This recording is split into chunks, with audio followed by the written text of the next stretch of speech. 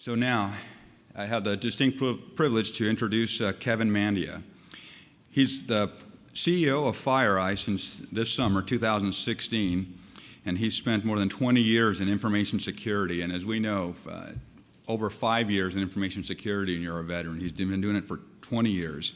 He's also a former Air Force officer who worked in computer security at the Pentagon and was a special agent for the Air Force in special investigations. He holds a BS in computer science from Lafayette College and a Master of Science from George Washington University. Lafayette. Why is Lafayette important? Oh, wait. Lafayette and Army have met 9 times in football since 1986 to 97, including 1992 when the Black Knights kicked a field goal with 5 seconds left to win 38-36. They've had 18 meetings, 18 meetings since, and Army is 17-1 against them. Why is that important? Oh, wait, there's more. Kevin is also the punt returner and linebacker for Lafayette. But I asked, what's a fun, interesting fact about you? And he said, primarily, my most important thing is I'm a father of 3 girls. So with that, sir? Hey, thank you. For those of you that are wondering, I'm no longer playing football at Lafayette College. But if you totaled all the points scored in those 18 games, Lafayette's still +5 in points, I believe. I was the guy who was working hard to be the 3rd-string guy that pushed the 2nd-string guy so that our starters were playing pretty good. And I think we're 1-18 against you. But we won in 1940. You probably had there was a war going on. You probably had less people there. So anyway, it was 11-5, and we beat you. A little bit of my background first, because the one thing that no one's talked about in 3 days of this conference is me. So I'm going to talk about me for 2 minutes so you understand my frame of reference, and then we'll go into some of the things, that lessons learned. I got stationed at the Pentagon in 1993. I think it was right around May. I was waiting in line with 5 other butter bars or second lieutenants to see what we were going to get sentenced to do. And we're meeting with an 06 colonel in the Air Force, so at least they're the nice colonels. You get a Marine colonel, that's a whole different ballgame.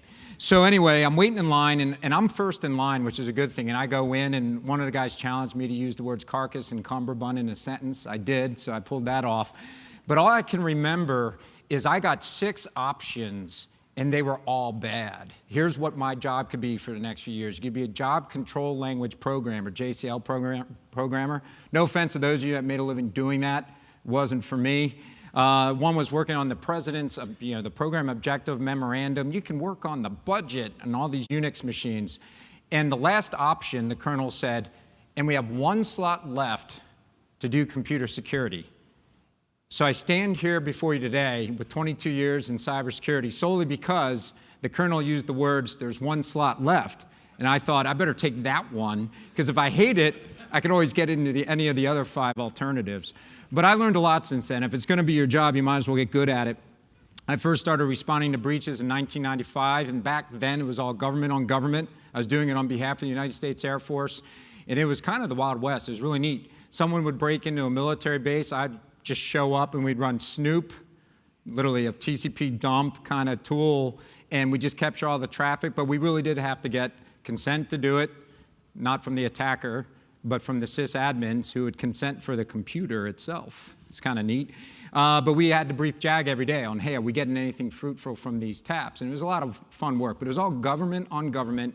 And even back then, in 1996, I was responding to intrusions out of China and intrusions out of Russia, and not a damn thing's changed since then.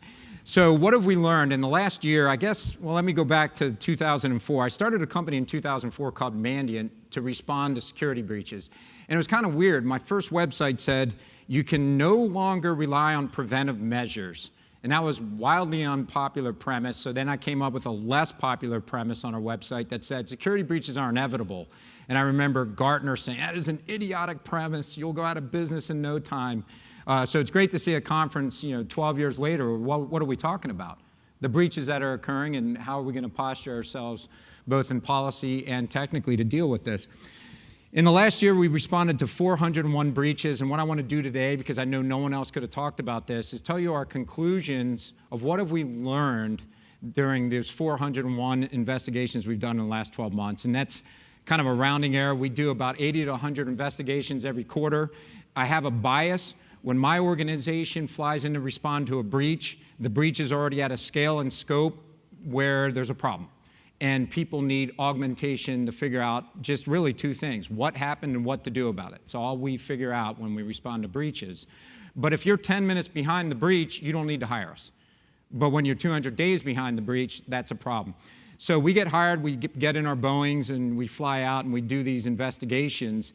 And the reason it's different is we're mostly responding to nation states that are hacking into the infrastructure here in the U.S. We did 360 investigations in the United States last year, 41 at international headquartered organizations, and I would say well over 50% of what we respond to, it's nation states. It's not a drive-by shooting on the information highway to see what happened and what to do about it.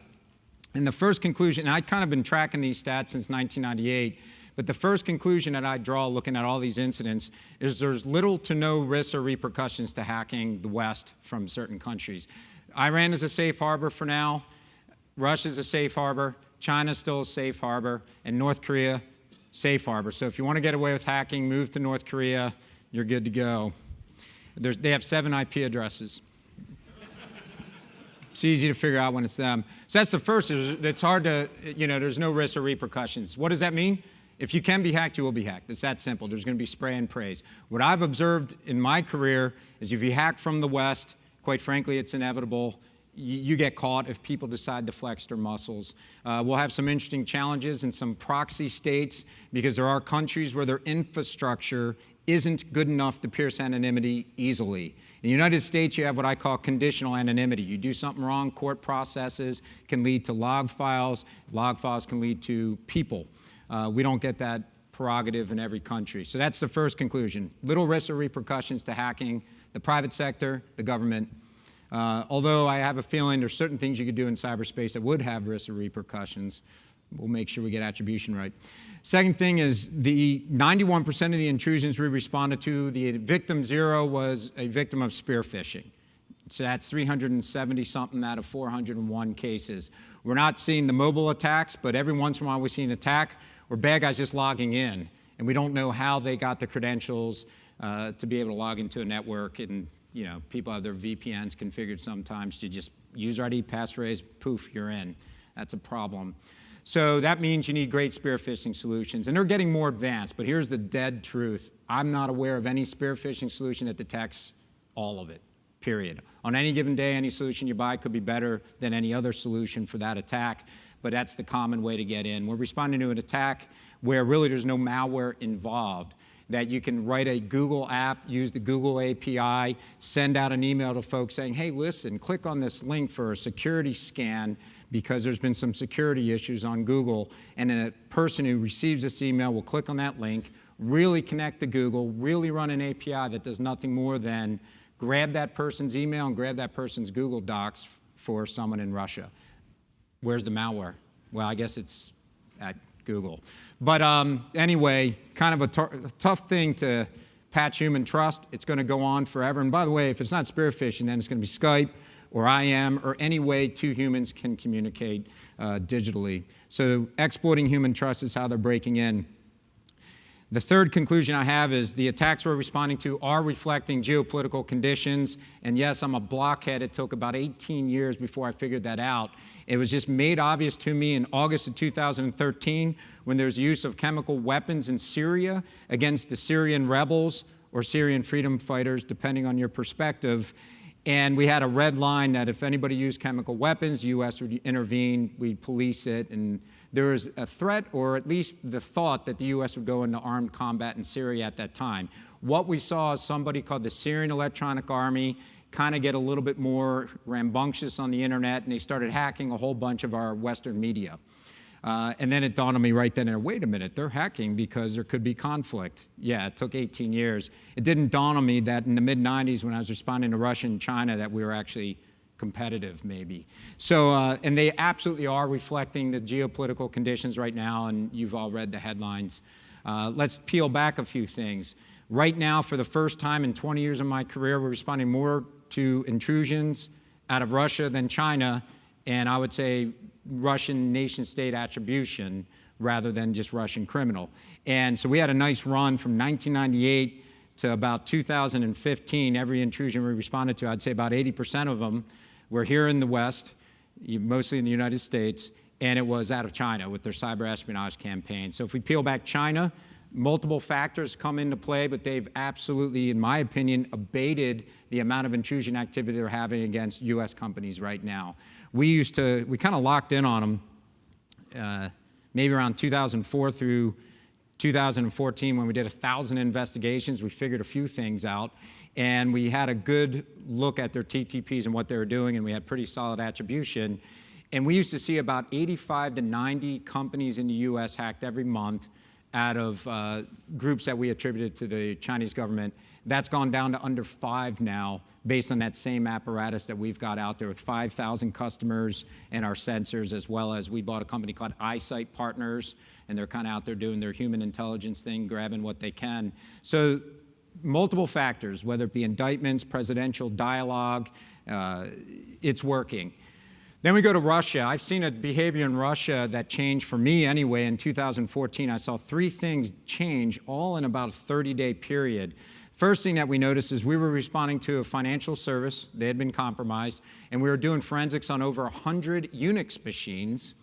And there's a human discipline when you cleanse the log files, the binary log files in Unix. Somebody's got to upload a log wiper. They got to pick the account they want to remove.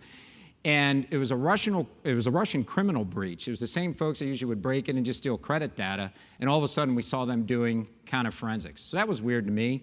For the first time in my career, folks who break in and steal credit data took the time to wipe logs manually. That's good operational security. Didn't expect to see it. And most of the criteria that I had to meet, hey, that's a nation-state actor out of Russia doing the intrusion, it simply wasn't.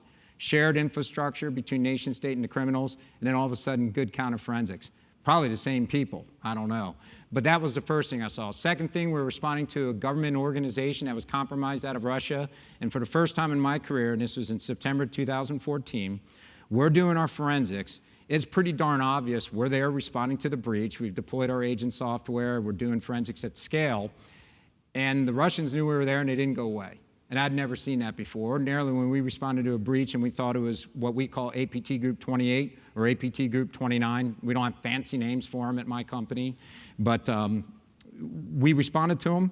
I expected them to disappear, and they came back every single day, and they're still coming back now. So that means their doctrine changed, in my opinion, at least from my observables and my company's observables. Their doctrine was, hey, don't stop, just keep going. They still stop at some places, and it's hard to tell whether it's us or the scale and scope at which they're operating. Again, September of 2014 was the first time I responded to universities breached by the APT-28 actor. That's the attribution we had. And it was a hack where ordinarily when I saw the Russians break into universities, it was about defense research and engineering in just, all those different FFRDCs and other research we're doing. All of a sudden, they hacked into a university. Fine, that happens. But then they started stealing the email of anti-Putin professors. That I thought was odd. I'd seen the Chinese government do that. I'd never seen the Russian government do that. They usually targeted engineering and other sort of things. So that was the first time in my career. I could be years behind the government and the intelligence agencies in this room. But out September again of 2014 is the first time I saw the Russians, in my opinion, increase the scale and scope of their operations. Hey, if someone's anti-Putin, let's grab their email, okay? I could probably keep going on Russia, but I'd imagine that's been a big topic of discussion for the last few days. But I will mention I'm shocked that I saw what I would attribute to Russian state actors leaking documents they stole most of this year. I didn't expect that. To me, in Simpsons language, there's rules of the playground. I think that most modern nations have always abided by these rules of the playground or rules of engagement. And all of a sudden, I think we're seeing an enormous breach in those rules of engagement, and it's pretty irresponsible. We're seeing a nation state, or most probably a nation state, hack in and steal email, hack in and steal documents. Same thing, really. If you get your email, they get your documents, and then publishing them online. Odd behavior, didn't expect to see it, and I think that everybody's worried about it because nobody knows what's real or what's spurious in these documents. There's no authenticity to them, so everybody's going to draw their own conclusion. So China, the threat is abating. Russia, the rules of engagement have utterly changed, and they're very different. And we have been responding to Iran from my vantage point. A lot of times, it's hard for us to tell, but Iran is getting into cyberspace. We've published reports on them. We're watching them. But the hot zones for them is still, in my opinion, in the Middle East. And so that's where we see a little bit more of the activity there. And it's kind of interesting. The hot zones are South Korea. They blame everything on North Korea. You get to Israel, you got a hot zone there with activities in the Middle East, although I think the Middle East is all trying to learn a capability. Every time I go there and meet representatives of the nation states there, they immediately go, well, how do we make an offensive capability? So fascinating to watch. Hot zones, the U.S., quite frankly, for cyber espionage as well. I mean, I think we see some of the most advanced attacks right here in our own nation. And I'm forgetting a hot zone somewhere. Probably over there if we're doing anything. So we try to operate in all of those. Third thing I'm witnessing, and it started about a year ago, more disruptive attacks. And I guess it was Sony Pictures was the first one I personally was involved with that I would consider disruptive, where there was taunting going on and disruption. But what I'm seeing now is kind of the results of we got our credit data secured a little bit better. And smart folks figured out, hey, we can hack in and steal credit data and monetize it the long and hard way of buying stuff fraudulently, trying to launder and sell that stuff, because it was always about getting cash in the first place. Now we've seen a trend, and the first time I saw it, I guess we saw hundreds of these in the 90s, but they were extortions for $500 to $5,000, and people just paid them.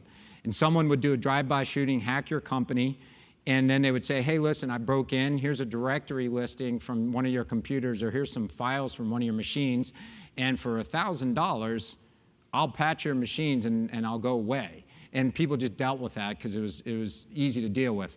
Fast forward to last year, we're dealing with extortions where somebody breaks in, they steal general counsel's email, they steal chief marketing officer's email, and then they say, for a certain amount of Bitcoin, usually about $1 million US, will not release this information on the internet. And that's a big problem. A lot of major organizations right now are actually getting Bitcoin ahead of time to deal with some of these things because, and this is different, by the way, than CryptoLocker, where it's spray and pray, less targeted attacks, and it's trying to just get as much malware on the endpoints as possible just to encrypt them so that you can get them decrypted for $500 a pop. But what we've learned is you get a discount with Bitcoin. You can spend with your PayPal and spend $800 to $1,000 per machine to get it decrypted, or with Bitcoin, it's about $500 US. So Bitcoin, fascinating. It's an anonymous currency. You take the anonymous currency aspect of Bitcoin, combine it with we've secured credit data better than ever before, and what do you get? Let's extort people and make money that way. So that's going to be a problem, hard to respond to. We've done approximately 16 of those extortion cases. Here's the interesting thing. On the ones where we've been hired, we've shown up and we've investigated, we have proven the exfiltration of the data that the attackers profess to have 100% of the time. But imagine this, if you're sitting in Chelyabinsk, Russia, why not just send an email, hey, I've hacked you, I've got your general counsel's email, and for 25 Bitcoin, I'll go away. I don't know. Maybe it's free money, whether you hack them or not. And I think we'll see a lot of those false flag things as well. It's a lot easier than stealing credit data. So we're seeing a lot more of that. I don't know when that's going to go away. And the last conclusion I'd have is we're seeing, and it's a hard thing, but disclosure is more probable if you're hacked and you know it today than ever before. In general, third parties know, besides the attacker and the victim company, other third parties know when you've been compromised. And a lot of the times, the attackers are going public. It's kind of like a double win. They broke in and stole your data, so they won there. And then they also get to go public, and that creates a lot of liabilities for the companies that have to deal with this. These liabilities it's one of the hardest conversations I have with public boards is dealing with the question, well, how are people going to respond to these intrusions when I disclose it? And I quite frankly can't tell. I do know this. When Sony Pictures was compromised, almost the whole public felt, hey, how irresponsible to be compromised. And then the president himself did attribution and said it was North Korea that did it, and everybody put on a different lens and said, wait a minute, should a media and entertainment company defend themselves from a nation-state actor like North Korea, where there's tremendous asymmetry in cyberspace, and they pulled it off. And that pendulum of public opinion went from irresponsible to, hey, not so bad. That's pretty important, but very few people, when compromised, and I kind of represent the victim CEO companies out there, as we do hundreds of responses every year, very few companies get the president to do attribution for them.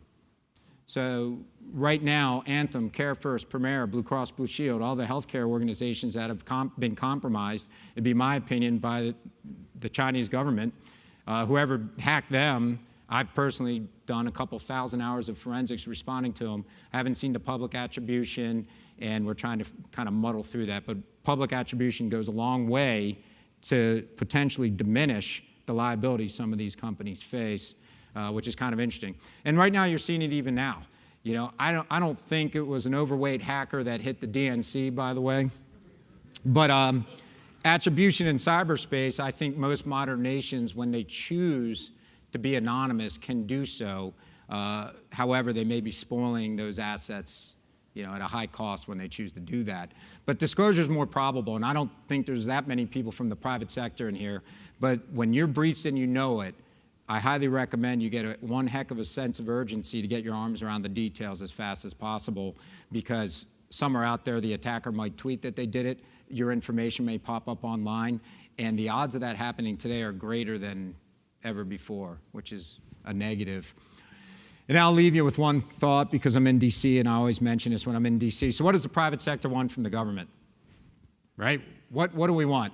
Get at it, you know, personally, everybody would take the safe harbor if they're compromised and they share threat intel and they make it so they're the last victim. But it's a tough one. I think almost every major organization recognizes if we get breached by a drive-by shooting on the information highway, we'll take our licks. We'll always be able to get sued. And the shame is, right now, if you do everything right in security or everything not right in security, you get the exact same lawsuits when you have a compromise. But I think what the private sector would love to have is, even if categorically the government could do some attribution and say, hey, listen, that was a nation-state actor behind that breach. You don't have to throw pie in the face of exactly who it was. That goes a long way to lessen some of the liabilities. Otherwise, we're going to tacitly and quietly set the bar that Campbell's soup should prevent a nation state from breaking in. And I'm not sure that's the bar we're going to want to set as a nation. That'll be kind of expensive. And here's what we're doing right now. For healthcare, we have set that bar. We've said that all healthcare organizations need to be able to defend themselves from a cyber attack from folks in uniform. Maybe that's the right thing for healthcare. Don't know, but we've already made that decision by doing what we're doing. I don't know, am I allowed to take questions for 3 minutes? Yes. So just think of me as an incident responder. Happy to answer any questions if there are any. Otherwise, I can be done a few minutes early.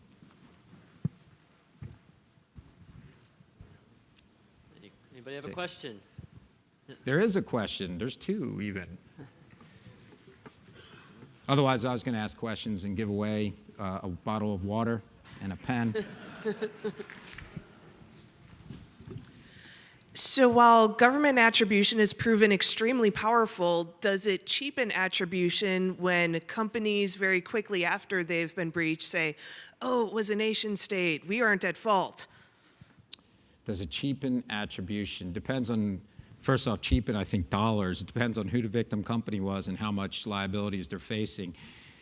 I haven't seen it yet where people are flaunting that it was a nation behind it yet. I guess that's a card you can always play. If you get hacked and you know it and you have no idea who did it, you could say, wait a minute, this was a huge cyber espionage campaign by the most advanced attackers in the world, blah, blah, blah.